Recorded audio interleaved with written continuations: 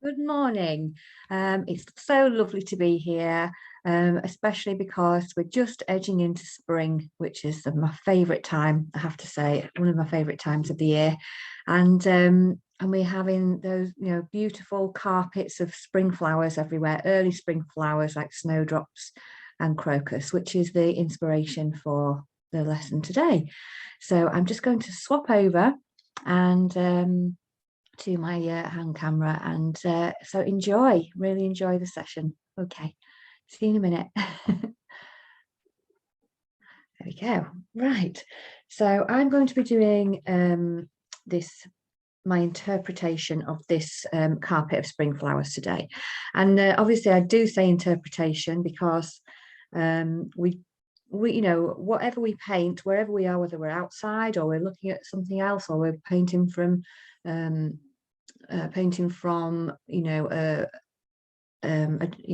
display, we interpret that in our own way and show that in our own way. So I'm not trying to replicate this picture exactly as it is. I'm trying to show my artistic interpretation of it. And I really strongly encourage you to do that too, and just enjoy the painting process. One of the things today we're going to focus on is, how to look at those different white tones within this picture here, because they're not all white, and that's going to be quite important. And really thinking about how we use a layered approach in acrylics. I'm going to be using acrylics today. Obviously you can use anything that you want.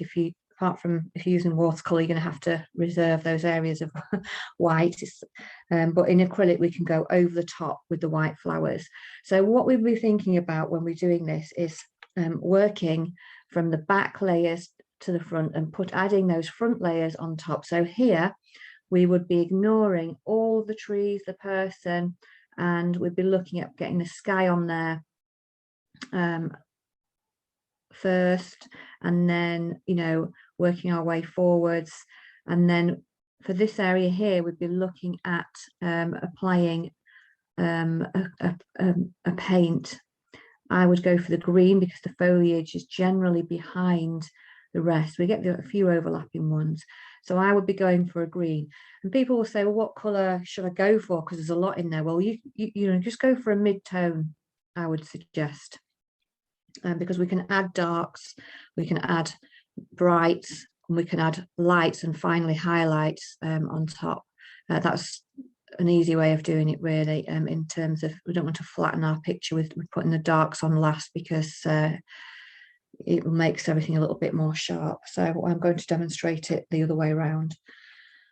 Okay, so all I'm going to do to start with is just divide my page here into the section where we've got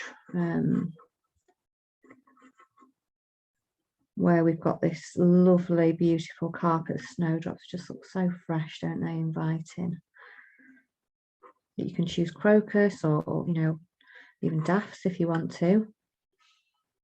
I've gone for what's happening right now outside. So obviously I've drawn my line a little bit more darkly than you perhaps will, because just so that you can see it on the screen. So what I'm going to do now is I'm going to decide on some colours for my sky. So again, you can swap colours, you can choose whatever you want to do. Strongly advised so that you can enjoy the process.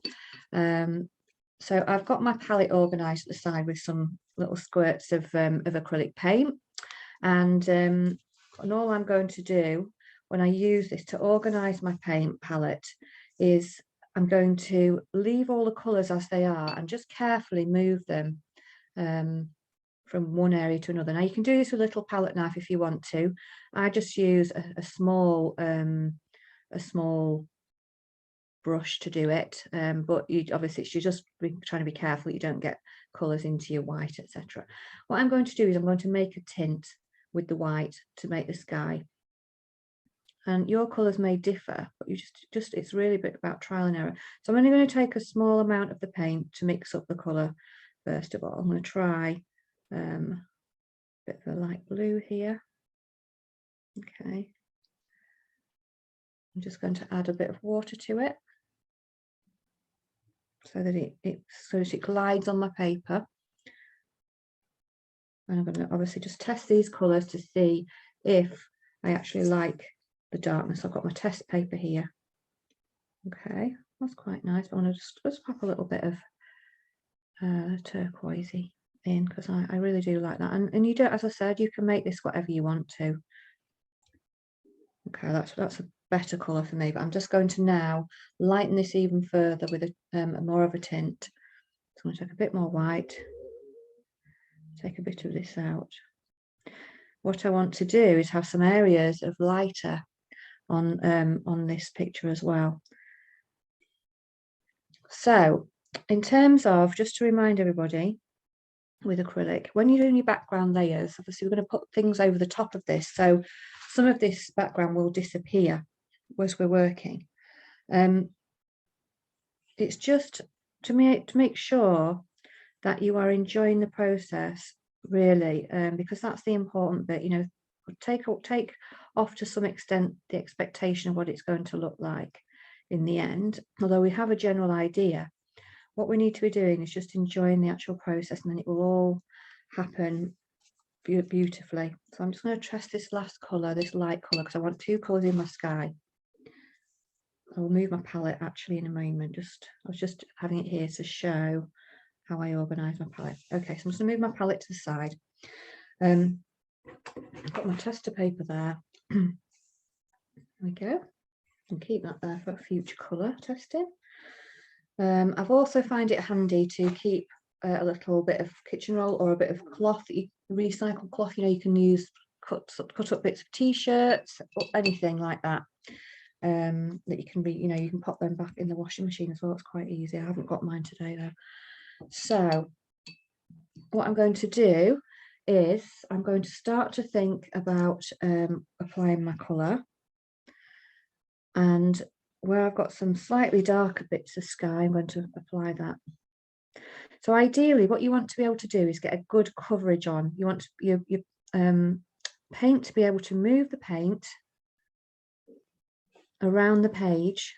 Now, if I was doing an A4 size, I would be very much looking at using a flat brush to get a good coverage, because it can take forever. So to get a nice, good, quicker coverage, I would use this flat. But my paper is actually quite, let's see, yeah. I'm just going to use this round to do this at the moment, just because my paper's small. So I'm applying the paint, and I'm kind of noting on here whereabouts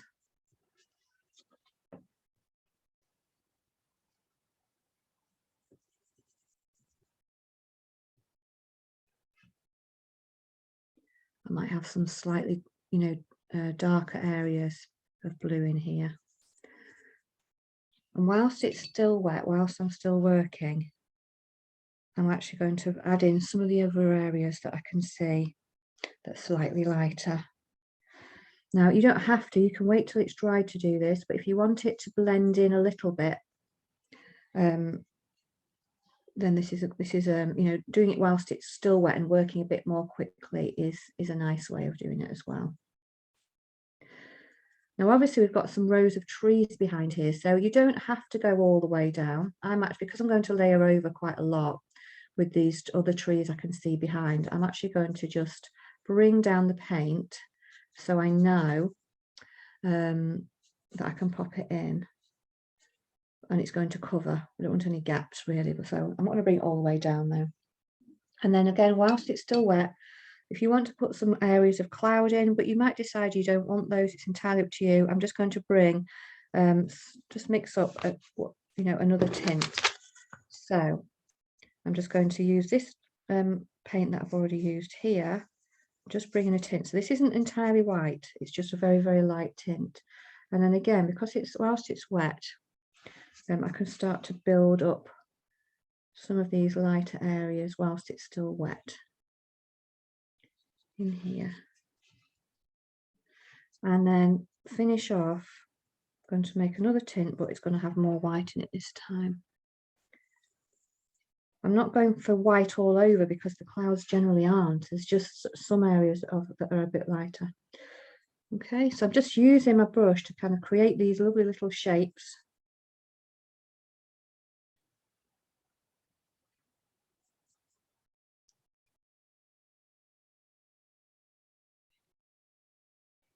Like that.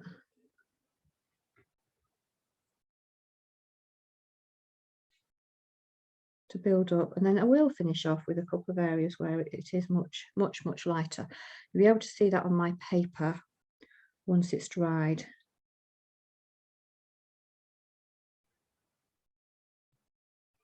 So if we only put in, you know, the areas that are really light behind, then we get a better contrast. If we put white everywhere, we won't really see those clouds as much. I'm going to pop a couple down here. I just really enjoy doing this cloud bit actually, because you can make all sorts of nice shapes with your brush. And you know, and I would use a round brush to do the clouds, but you can use all sorts. You can use the side of a flat brush or a razor edged brush. Right, okay, so I'm going to start while that's drying a little bit. I can go over the top, and it's not like watercolor where it will spread, but it can get a bit you know, it can get a little bit muddled, the color. So I'm just going to think about the colors I'm going to put in these lovely trees behind. Now, when we're thinking about perspective here, I just did discuss this the other day with my class, that actually when we're thinking, we want, a lot of people have trouble with things appearing to go backwards, you know, making this sense of perspective, and everything going backwards. What we can do is think about the colours that we use behind here, and also how much detail we put in, because if we make it very detailed, then it will feel like it's coming much further forward, and we want to make it appear like it's going back. So one, I would choose my colours more carefully. So a general rule of thumb is darks and cool colours feel like they appear to be receding, and light and warm colours appear to come forwards. So we can use that knowledge when we're doing a painting like this, and we can pop in colours in the background that are, if they're not dark, we can just drop in a bit of a cooler colour into those. So if I, for example, with this house, if I actually used a really bright orange colour on it, now it would be nice, but it will pop right forwards because it's very warm. It's got yellow and reds in it.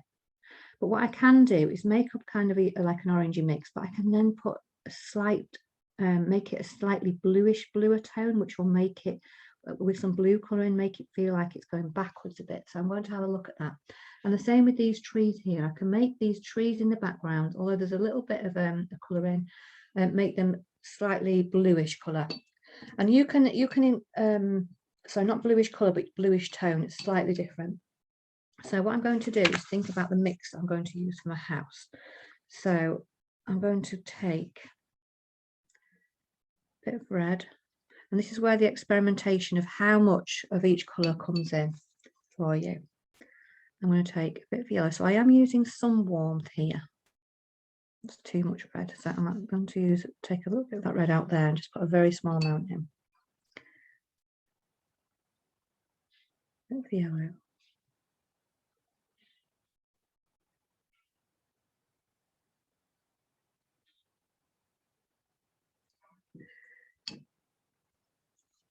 I'm going to go for a bit of blue.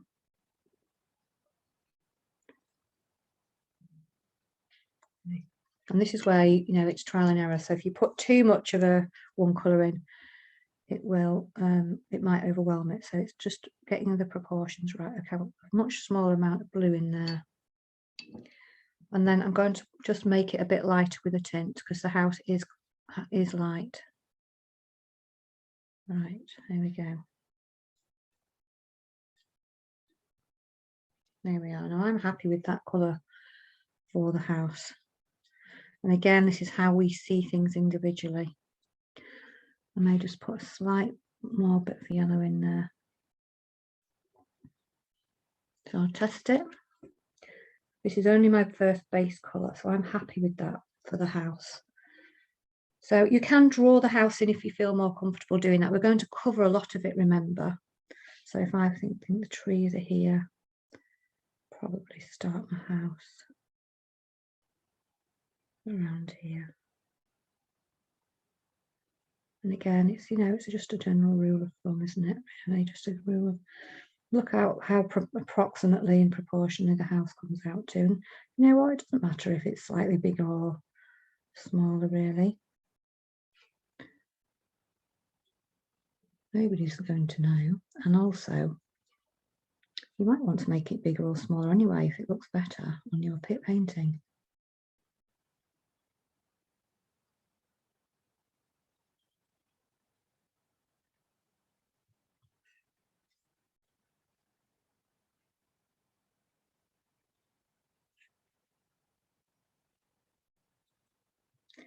Okay, I've just kind of blocked that. Put that in there.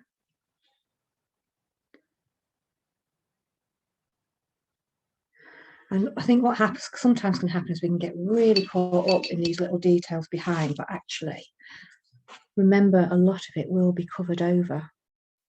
So actually, we just need to not spend too much time doing that. So I'm going to look at the roof. Let's have a look. So to me, I can see I might actually take some of this base here that I've just mixed earlier, because it is a bit more bluey tone, a bit more of a white. But again, just by popping in some of this bluey tone, it will feel like it's going a bit further back.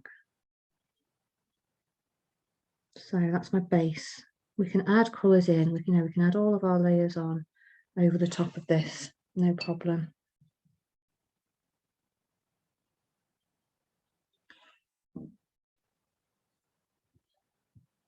There we go.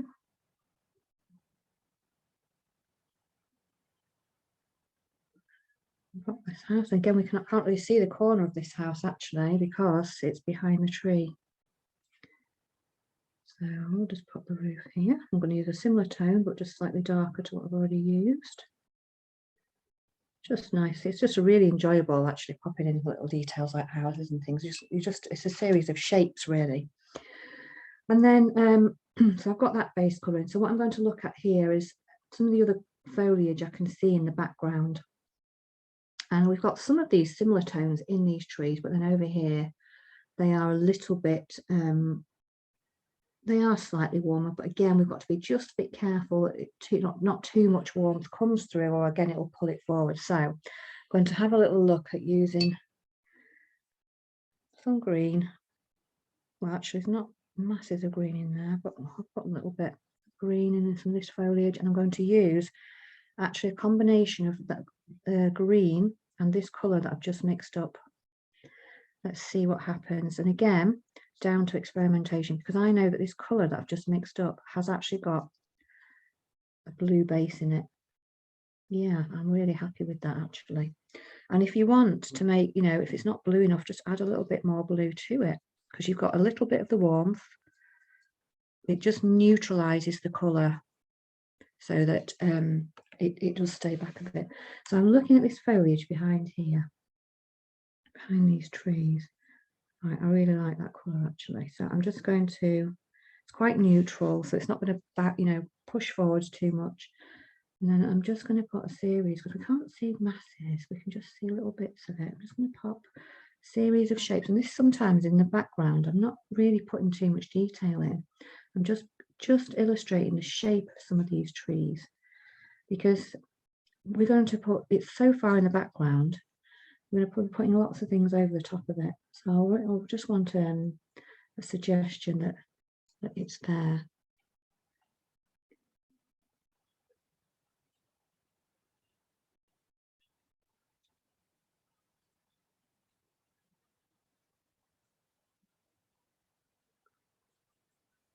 Another one here.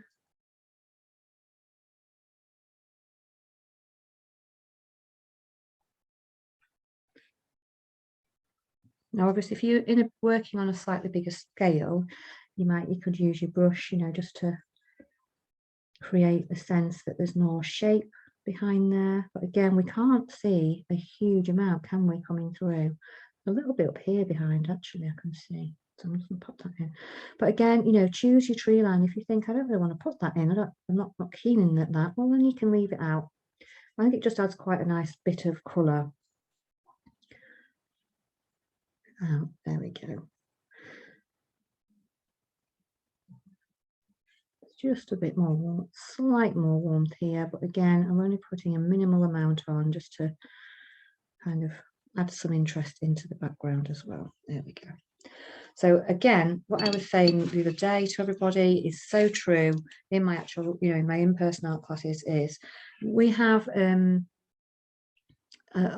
the first stage where you're blocking out these colours, your painting will feel very, I suppose, childlike, because, you know, children tend to stop at that, you know, they might not put that, you know, younger children anyway tend to stop at that, they don't put much more detail in, whereas we're going to carry this process to make it really, really quite different. So just keep going with it really until, you know, we've added all these layers on and have confidence. It will not remain childlike forever, don't worry. Okay, so is my message really, but it does feel like it definitely at times. So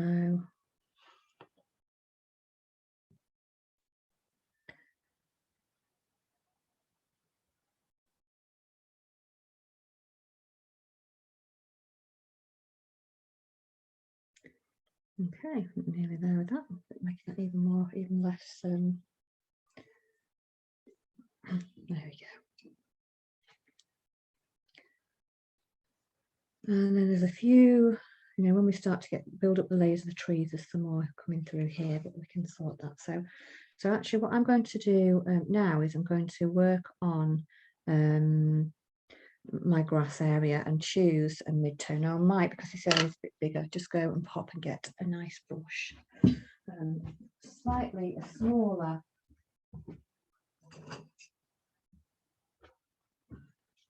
I will use a flat for this one. So this is my a very, you know, it's a very thin flat basically, a small flat. I don't want a great big one.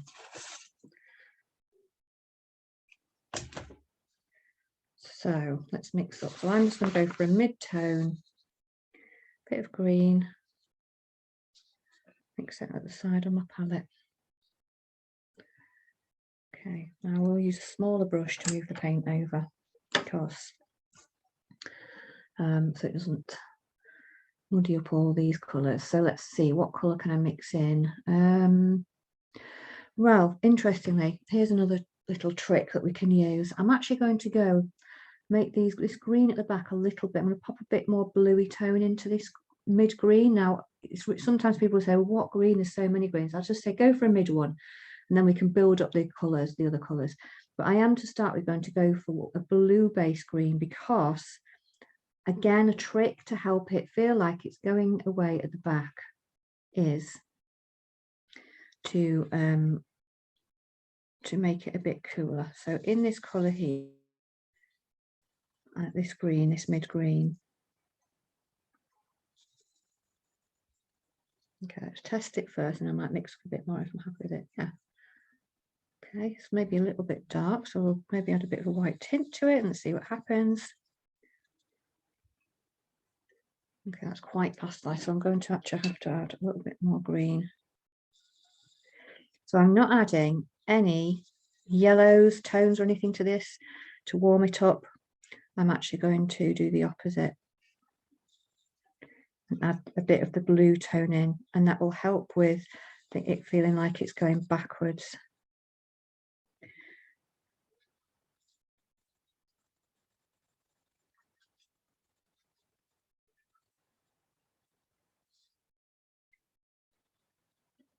You can just, until you've got the right amount, just keep adding, you know, the right, keep trying it out.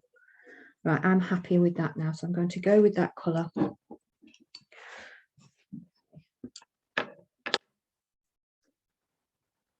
a little bit of enough water in so that it's so that it goes away a long way. So whoops daisy, I'm getting this paint everywhere now. So I'm just going to kind of start from the back, and actually this is quite handy. You can either just put on full flat, or you can actually use your brush to create the shape. Sometimes I'll do it if it's a very still area, you know, I'll just cover the whole area like that. But sometimes I actually really like to get the shape of the, you know, because we get these swathes of colour, don't we? Now don't worry, I've got a little bit of red on there. When you're doing a practice piece, we can put a bit of shadow over that later on. But I don't, you know, you use up your older bits of paper when you're doing a bit of practice. You know, it's all about the experimentation after all. Got a bit more blue in there.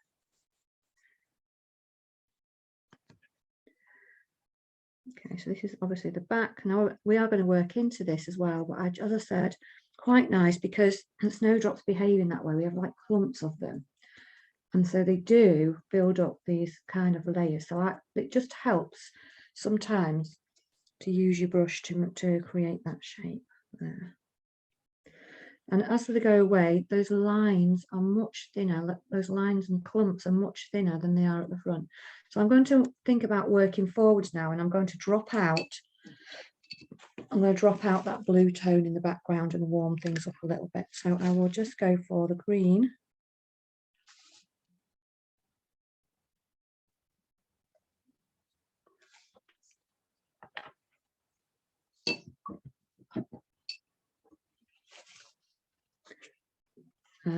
And you know, we can add yellows in place when we do that separately. So I'm just going to pop up just a little tint in with this, not too much.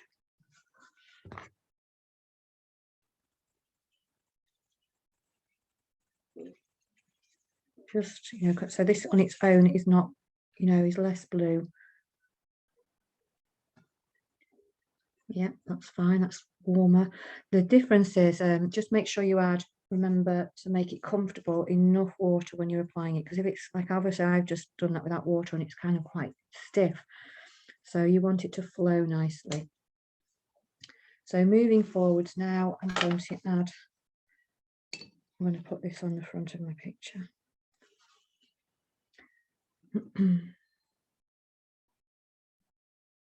So those clumps, as we come forwards, will get bigger. And we haven't put any shadow or anything in. We're just blocking in, aren't we? The different shapes. And again, you don't have to block in the way I'm doing it. This is just my preferred way when we've got you know, carpets of flowers. I just like to be able to show the shape underneath, as it were. And then what I might do as I'm coming forward is actually just add a little bit of yellow. So I'm really, really warming up that base. And of course, as we know the rule, it tends to work, come forwards. Those warm, light colours tend to come forward. So I'm going to add in a little bit of yellow into this mix now. So we've ended up really with 3 tones on here. But again, this is the underpaint, remember, this is just our under layer.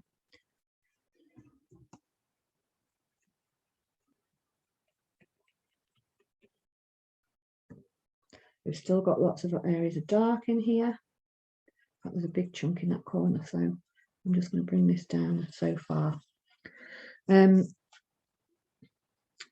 And there we go. So that's the, you know, first layer down, as I said, is very, very childlike. That's okay. It will change. So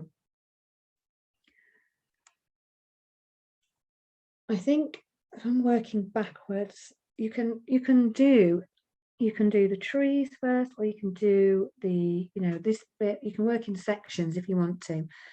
I'd be inclined to put my trees in first, so that then I can see these where these flowers will overlap, where the snowdrops overlap. So I'm going to do that.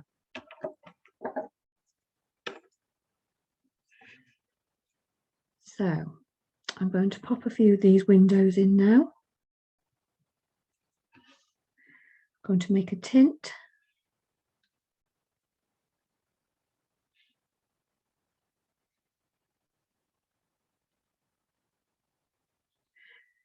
Because again, I don't want things being bright white. I want the front of the picture with those highlighted snowdrops come forward. So I'm just going to make a tint for the windows. So what can we see there? We can see the corner of one coming out, can't we? One, that's going to be over the top.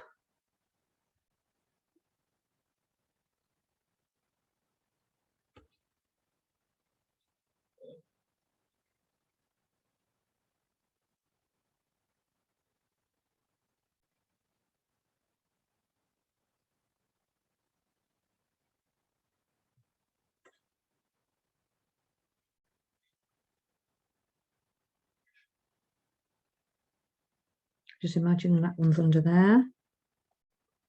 So I'm just going to get these nice, and just a series of nice, again, we've only got that just coming out the side, haven't we? This window, I can only just see it.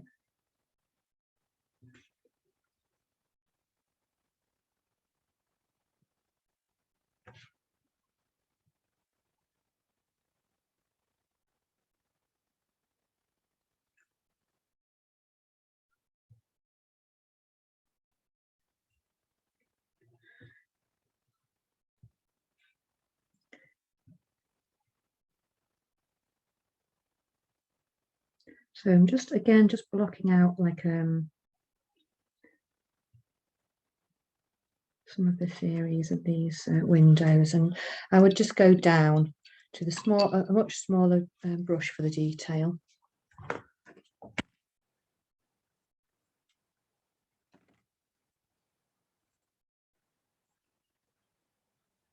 I wouldn't go around all the window ledges. I would just personally pick out just a few to like the bottom ones are quite bright.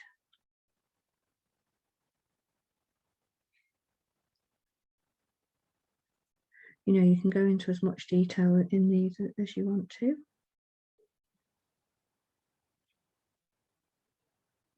So I like to edge the windows in these kinds of drawings to make them, there's a suggestion that it's there without actually making really sharp joined up edges. Again, because if we make it really sharp and bright, it will come through very, very strongly. Whereas if I can just put like a suggestion that there are the window edges. But if you would like to work in a really precise style, then that is, you know, it's absolutely fine. You do that. It's down to preference, isn't it?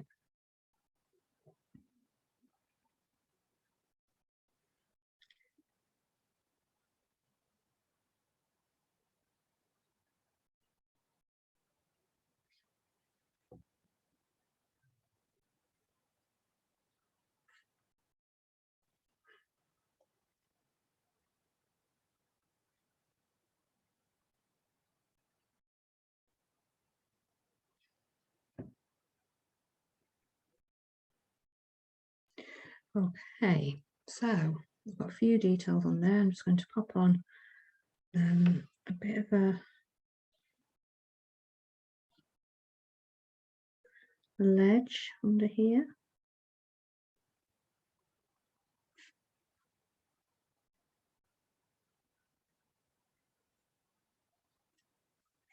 And I might put a few little highlights on the house as well, on the roof, where we can see we've got those. But again, I'm not making them too obvious or bright. And then what we might do is put on any areas of shade on the house as well. But again, remember, it's going to disappear behind a lot of the trees, which is why I'm not making the edges of the house really, really bright. So I'm just going to go in with a kind of a purpley colour, actually, because purple is this purple is blue based. So there's more blue in it, it's more violet actually, than it is a warm purple with lots of red in. And that again will help it to feel like it's going backwards. So there we go, just pop some of these in.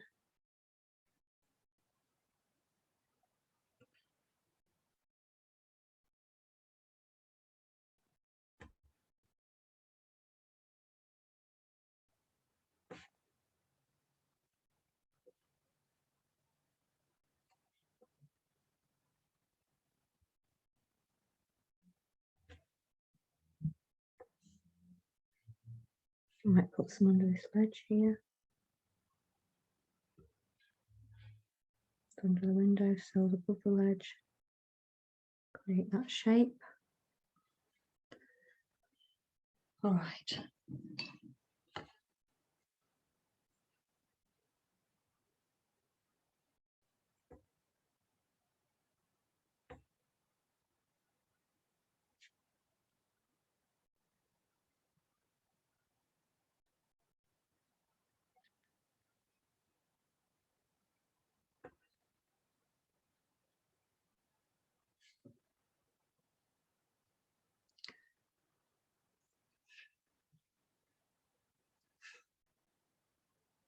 And then I am just going to pop in those last highlights.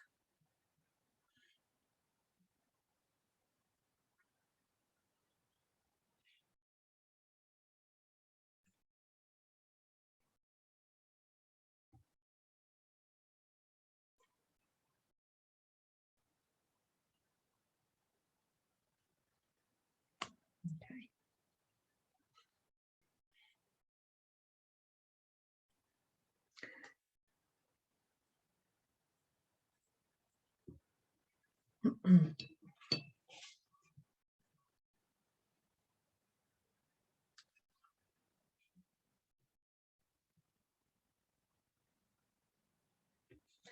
There we go, and I'm just going to leave it there for the moment because again, I'm going to, a lot of this will be covered.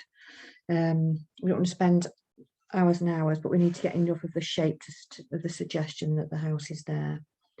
There we go.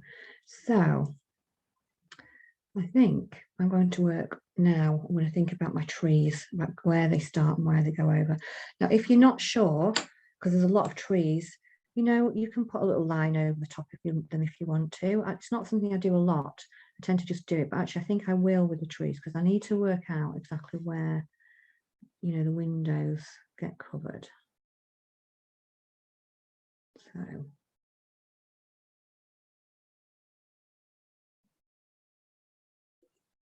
just going to pop that in.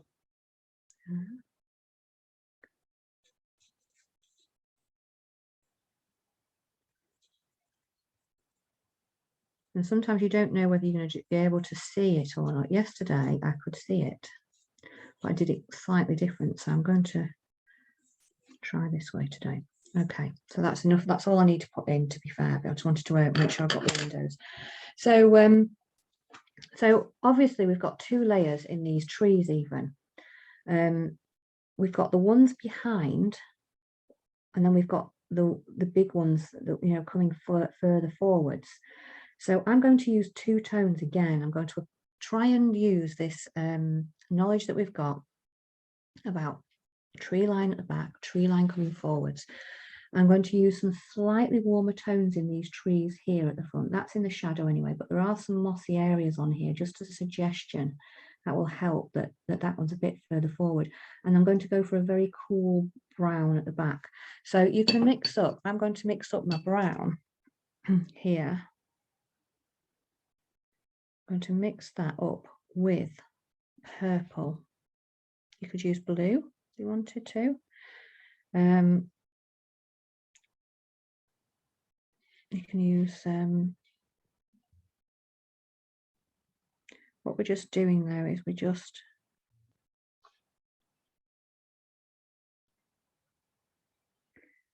you know, making that a very cool brown. And you might have, if you've got more than one brown, you might have one, that's, so if you look at that colour there, this is the brown, you can see that's much cooler. So if I use straight brown, it's warmer. But you may have a cooler brown, a darker brown. And then if you don't, just add blue like I'm doing. So I'm going to first go and put all of these little bits in the background. I might miss some out, but I might pop them in. So because obviously we're going to put these over the front. So this one I'm going to look at goes all the way, wiggles it, and you can move your brush to wiggle trees like this, and really nice the branches when they're to do actually. I'm going to go behind that one, and it doesn't matter because I'm going to paint over some of them like that. I'm using this colour.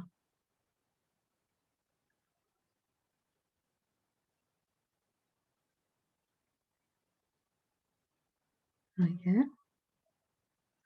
And yeah, so you can use your, I always use a round brush for doing trees, like the branches, but you can use all sorts of brushes now that have, just experiment with whatever you fancy really. But again, I'm not going to make it absolutely perfect because a lot of this will be painted over. I just want to get a sense of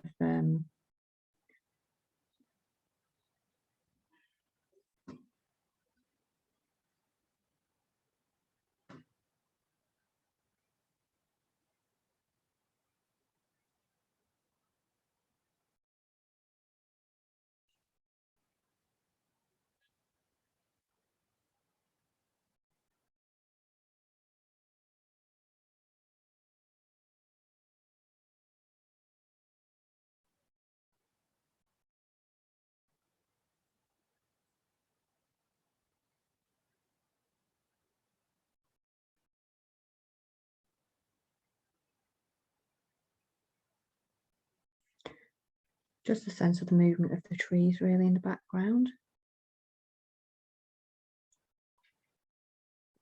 So, you know, you are going to get this kind of loose, sticky feel, and that's okay.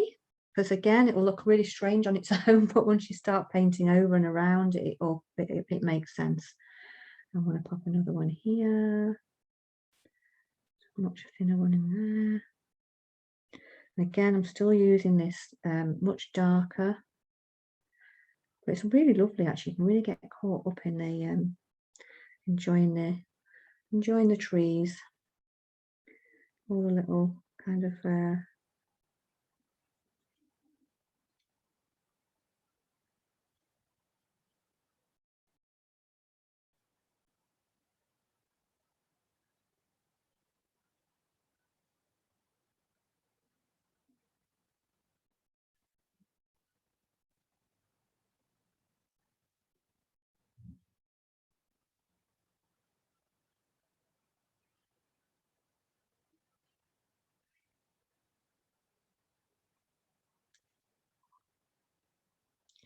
there we go. And there's a few of the other branches coming out from behind the trees here as well, isn't there? So I'm just going to get just a few more of these. I can see, and you don't have to paint every single tree, by the way. You know, if you think, oh, there's too many trees, or I don't like that one in that place, then just leave it out. That's artistic license. Paint what you want to paint.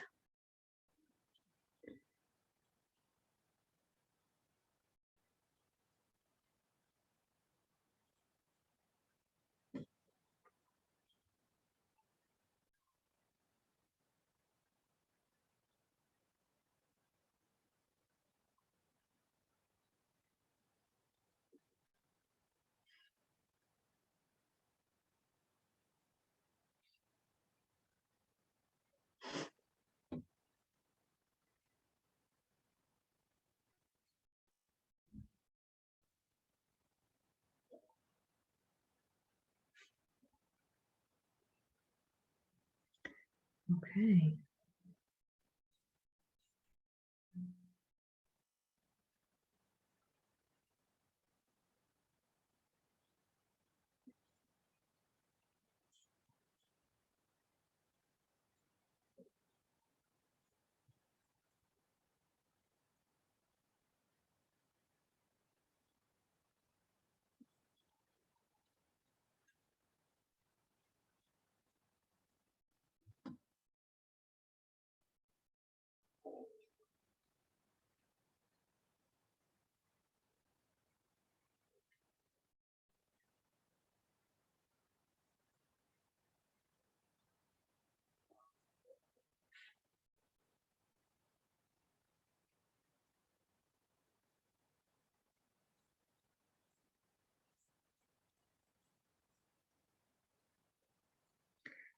There we go. So I think I'm actually going to stop there, my interpretation, because I've got all these trees to go in front as well yet. So I'm happy enough that I've got that. I am just going to use this very dark colour over at this side with some of these ones that overlap at the front, because they're still a little bit in the background.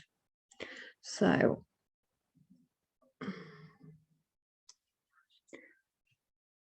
this one over here is quite thick, isn't it? And this one. So let's see how this will go. And you can, it's nice to be able to flatten out your brush to create the shapes as well of the trees, of the bigger trunks.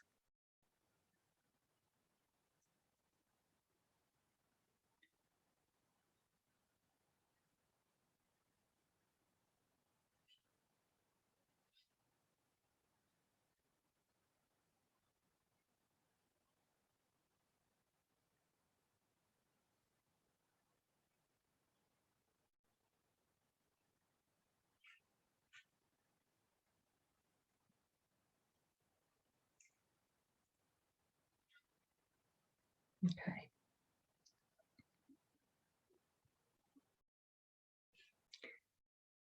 So I'm going to just add a little bit more, just not, you know, ordinary kind of a brown to this one, because it's this one is a bit nearer the front.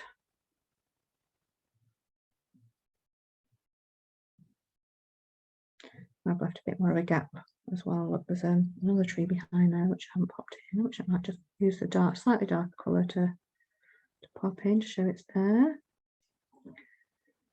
There we go. So I've got these dark ones here. Again, I'm just going to put a bit of blue base because this is very much in the shadow, it's very dark.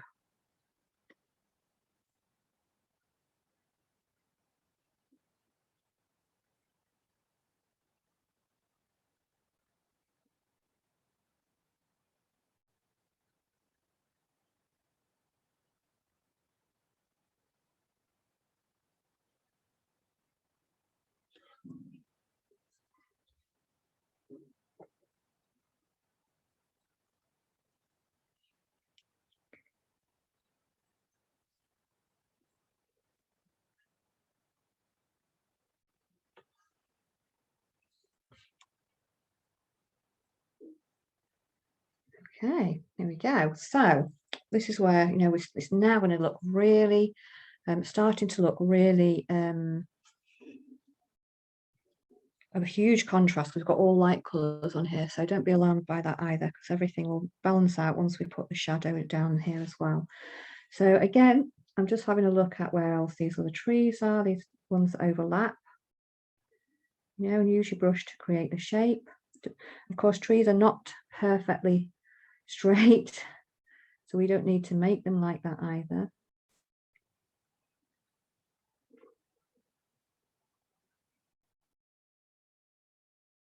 But you can see now why it's important not to spend too long on that background.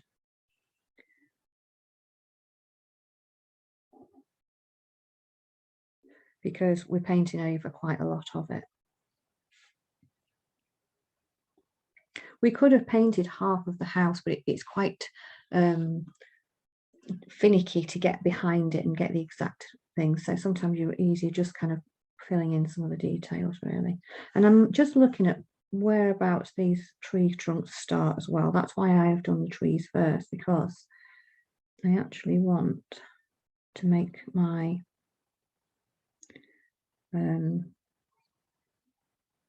snowdrops, carpet snowdrops, come right up to it. So what else have we got in here? Okay, I'm going to put one more there in front of this one. We've got one here.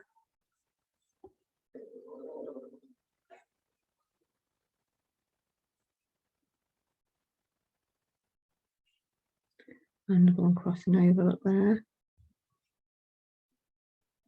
Exactly how trees are, isn't it?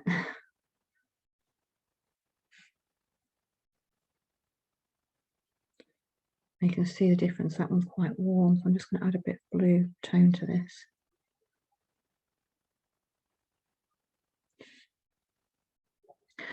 Okay, so our little picture's coming along really nicely now, and this is what I was saying, it becomes less childlike as we move forward with it. So what I'm going to do now is I'm going to use a combination here. I've got some in the shadow, and then there's some of these quite warm colours. I can add those on after, but I am going to warm up my palette slightly by adding slightly warmer browns in here to these trees over at this side. They are further forward, but they're also in the sunlight, aren't they? So it does warm everything up as well.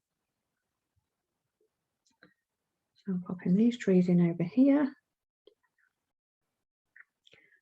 Still got to add highlights to these trees, but we do that. That's one of our other layered processes. So I'll put this tree in here behind, and then this tree is really thick. It bends round from here, so that comes further forwards onto the ground.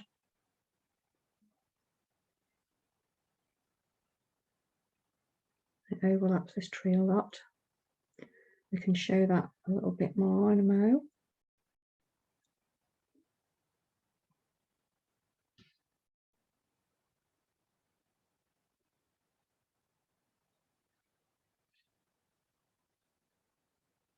And then there's another one here that comes round.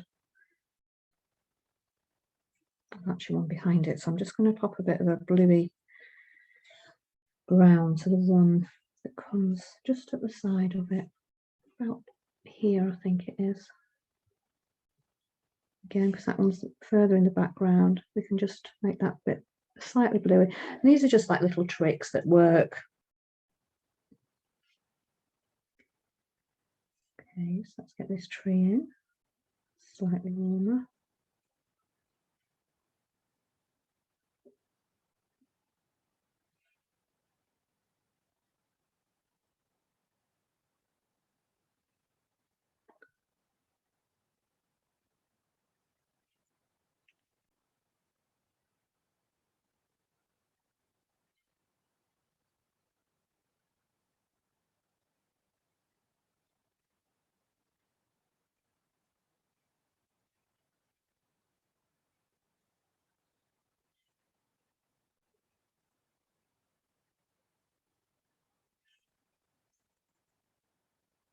Right, so we're getting a bit nearer now, really getting a bit nearer.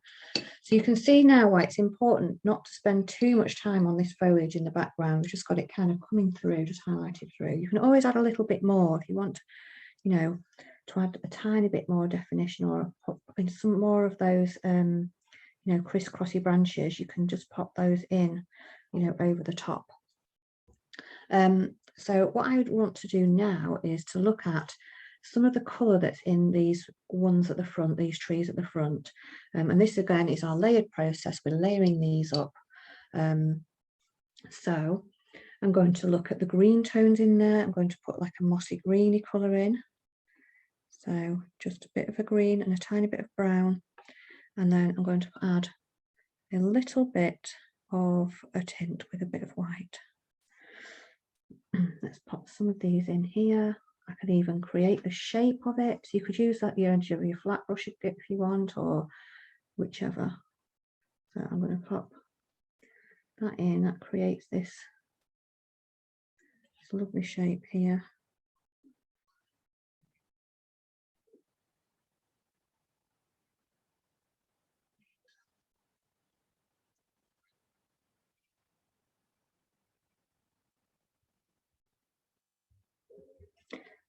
There we go. So we're adding a little bit of these you know, tones to it wherever the mossy bits are. There's a tiny bit over here, not an awful lot, but there is some nonetheless. I'm going to put the highlight in with, rather than a very light colour, I'm going to use this green tone that I've been using over there, just so we get a hint of the light coming through there. And we can drag it round, look.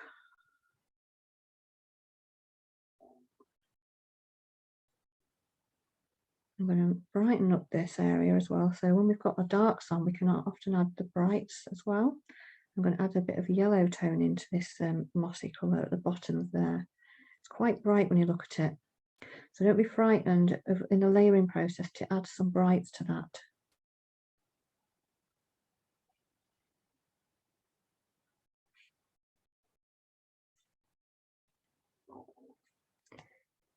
Okay, I'm going to put some at the bottom of this tree as well.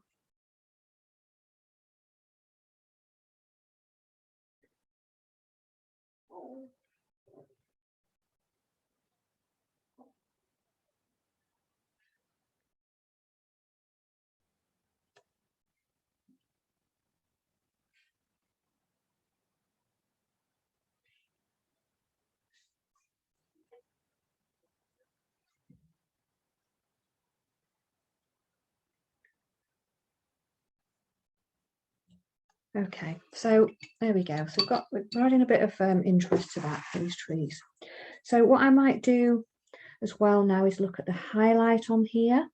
So I'm not going to go for white, because if you compare, it's not, it's a tint. So I'm going to go for a bit of red,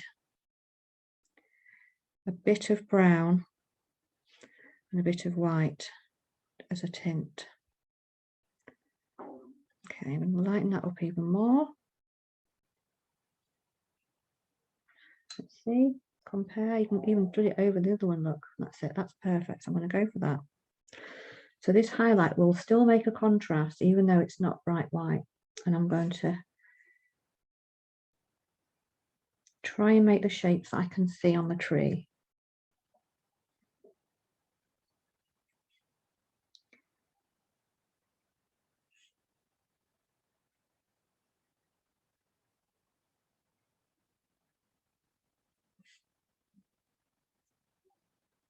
Okay, what else have we got? Got one here.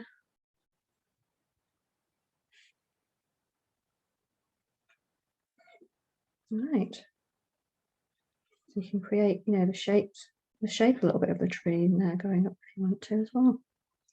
And if there's any final highlights on those trees, just a tiny bit I feel on this one, I'm going to just put a tiny bit of just a brighter colour on there. And that's it really, because I don't want them to come too far forward. If I put lots of really, really bright whites on, it will come further forward. So you can see we've got depth in the trees there. But then when we put these much brighter and lighter colours on here on the bottom, that will all change again. So putting on the flowers, the snowdrops, so you can see they go in swathes, don't they? So what I'm going to do here, same again, I'm going to start to put in my darks now. I've got my general in, and I'm actually going to use this flat brush because I want a similar shape. But what I am going to do, I'm going to mix up for these darks at the back. I'm going to mix up a bluey green,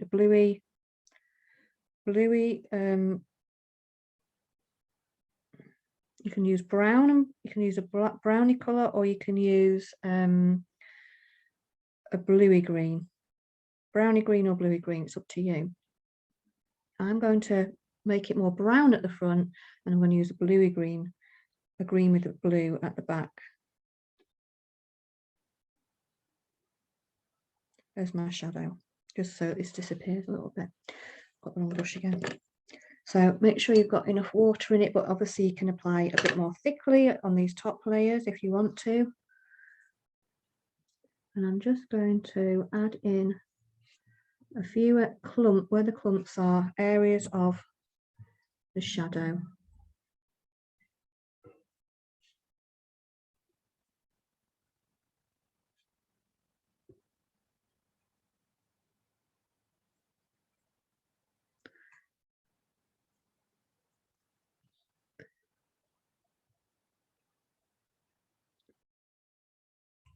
There we go. So wherever I can see, for you, it doesn't have to be perfect. This is your interpretation, isn't it, of where you can see these clumps.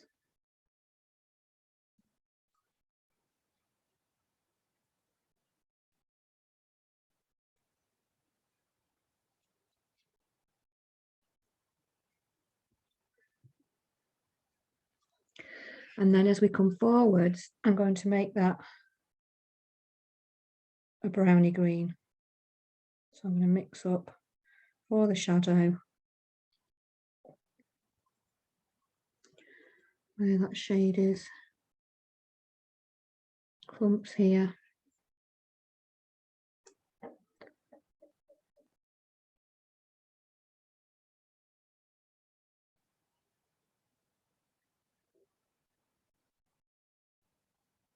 Because we do need the shadow to create the depth of the clumps of flowers.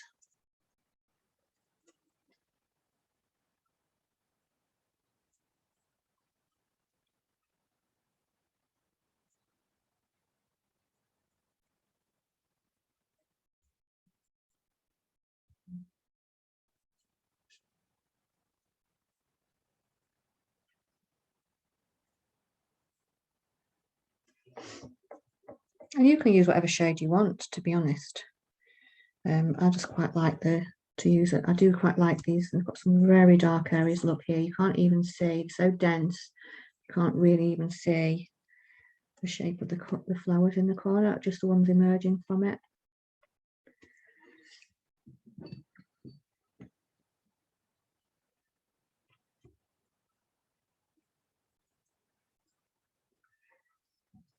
And again, it will look a bit linear at the moment, especially because I'm using this brush, but it's going to look really nice when it's done. Let's pop some. Get these lovely lines, and they get bigger. Remember, you know, so even some of the, because the bunches of flowers get bigger at the front, so do the depth of the patches as well. So that's why we get these bigger areas of shadow. Okay, so there we go. So we've got the darks in. So now it's thinking about, are there any other green tones you want to add in there? So it may well be that you can see some areas where you get like this overlap of actual flowers as well.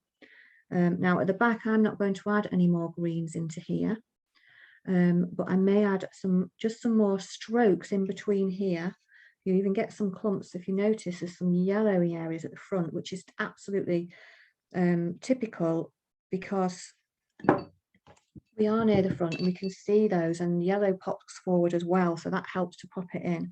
So I'm just going to pop in a few areas of green, of yellowy green. I'm going to mix up a yellowy green, and I'm actually going to make a conscious decision to create some shapes with my brush here, just so that when we start to pop the flowers in, we can see, you know, see where they are. Just gonna flip them over and round.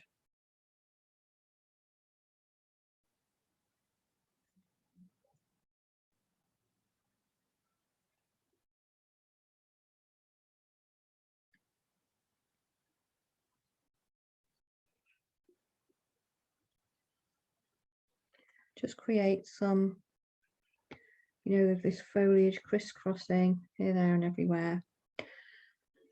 You don't have, you know, absolutely don't have to do that at all. I just quite like, it creates the shape of the ones at the front because we've got those are nearer, so we can see the detail. So I do find that if by putting in a few of these little marks at the front, what we get is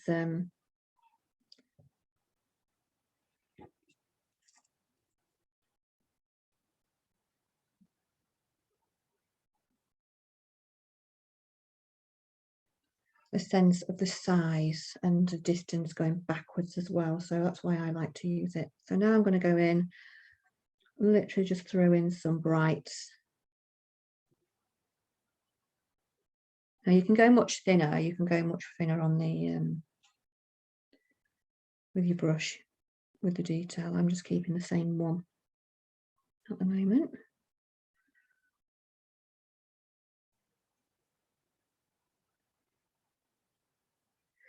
And this painting can take longer if the small, you know, the more detail that you put in, the more time it will take. So, you know, if you're wanting to do things more quickly, then I would suggest you have you go for bigger brushes, basically, is the key for your piece. Right, and I think I'm going to leave it there with the yellows. So we just see those coming through. So now we're going to layer up the final layer, which is the flowers. So this is where we've done a little bit of practice on this before, and I'm just going to show you this as a highlight, just to highlight that. Quite often in a picture, when we look at a picture, we actually think it's all white, and especially with white tones, but it's not. It really isn't. It's a mixture of tints with the final pops of white where it really is very bright. It's the same with snow. So you'll see on this one that I did the other day that there are you've got some blue tones in here as well. The reason I picked some blue tones for the back, or you could just do them with more, more green, is that again, it helps with that sense of distance with things going back. The flowers are small, so I'm just going to dab on this, the suggestion that's there. So I'm going to mix up a white tint with, I'm going to pop a bit of blue and a bit of green in there. And we'll see if it's not enough, if there's not enough white in it, we can always add more, but we'll see. Add a tiny bit more green. But again, this is got a blue base to it. It just gives us the illusion that these are going backwards. So I'm going to dab on these pictures in the background.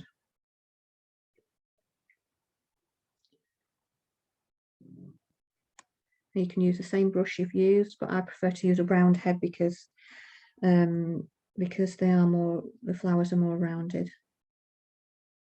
And again, it's how you interpret this. So now we've done the trees in, we can actually pop these around the tree much more easily. Again, I'm just making lots of marks on here.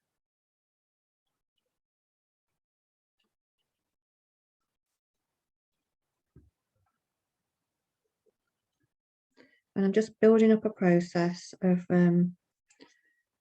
popping these flowers in. And this is, remember, it's the first group of flowers that we're putting in.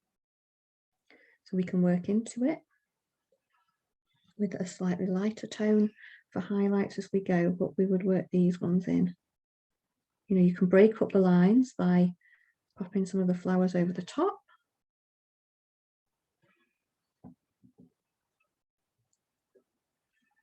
And at the moment, it won't make too much sense, but as we come forwards and the flowers get a little bit bigger, then it will. These are really small, aren't they? We can't really see a huge amount of them. The shape becomes more obvious as they get nearer. Okay.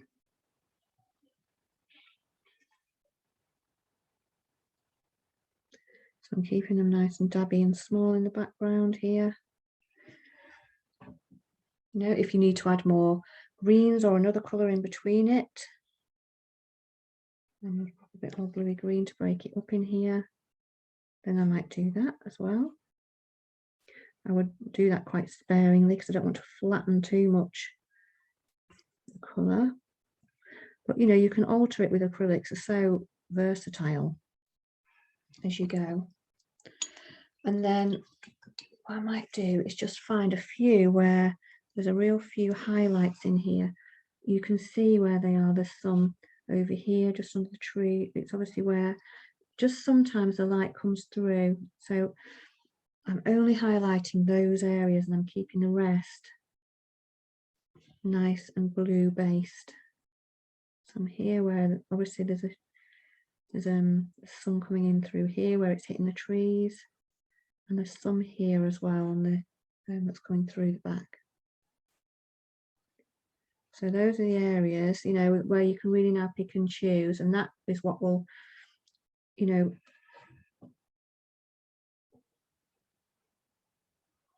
create this contrast. If we put it everywhere, you won't see the contrast. It will just be the same everywhere, and that's what makes the picture squash together more.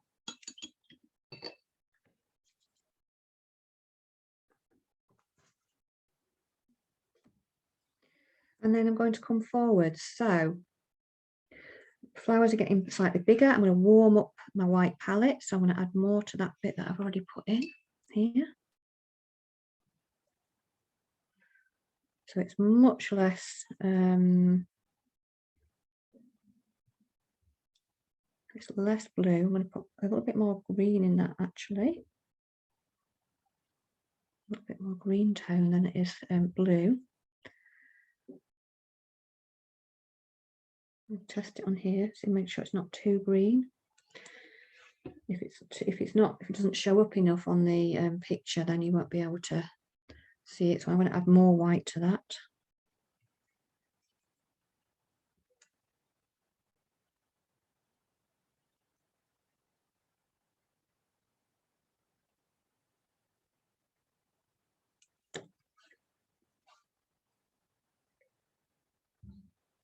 And here we go. So I'm just going to, again, we still haven't got like lots of shape in there, but when we get to the front bit, we can put more shape, you know, we can add a lot more shape to it. But yeah, you can follow these patches, they kind of dot along, don't they? Look.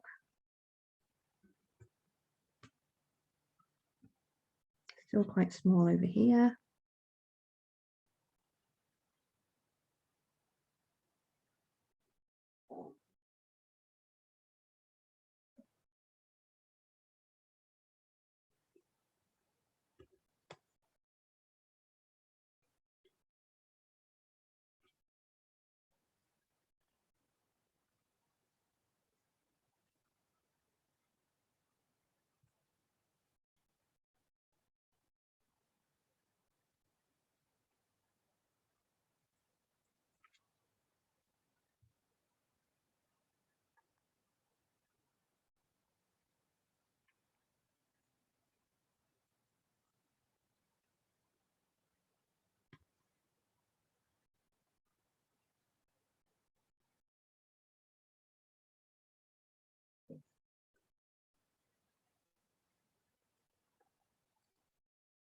Okay.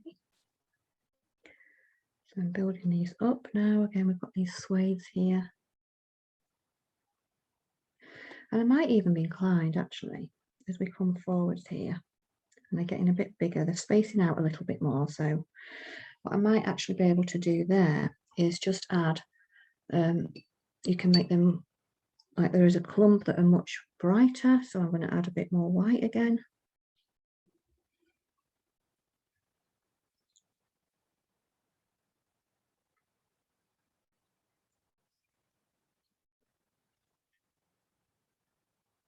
Let's try that. And as we're going forward, we can create this actual shape of the snowdrop by using just this, you know, just hang on your brush. Really simple. And you can see it's like, you know, you can see then it's definitely a snowdrop in the front. And again, that helps us to create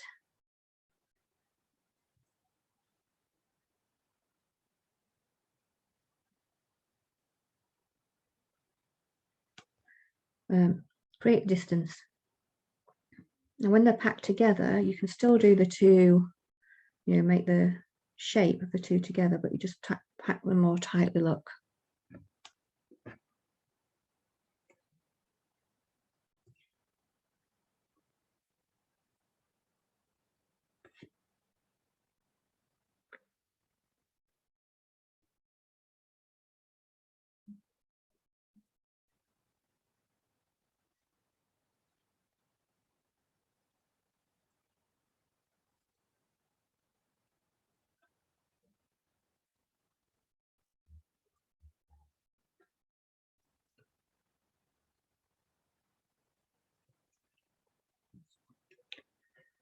There we are.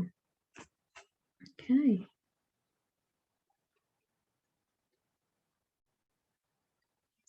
Just bring them over the top wherever you can see them here, look.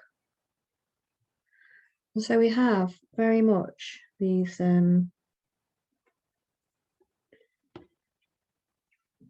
this definite sense of perspective going backwards with all of those little tips that we've created. The only thing I might be inclined to do is now highlight any, make them, totally white, any that you can see that really where the sun is catching through. And again, be careful, use it sparingly, otherwise it will just be a run of white everywhere. So, if you get a particularly highlighted area, then highlight those ones. I think they're quite highlighted over here.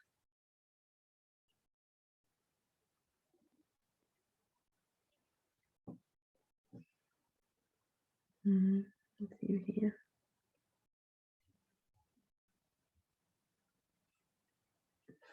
So there you go.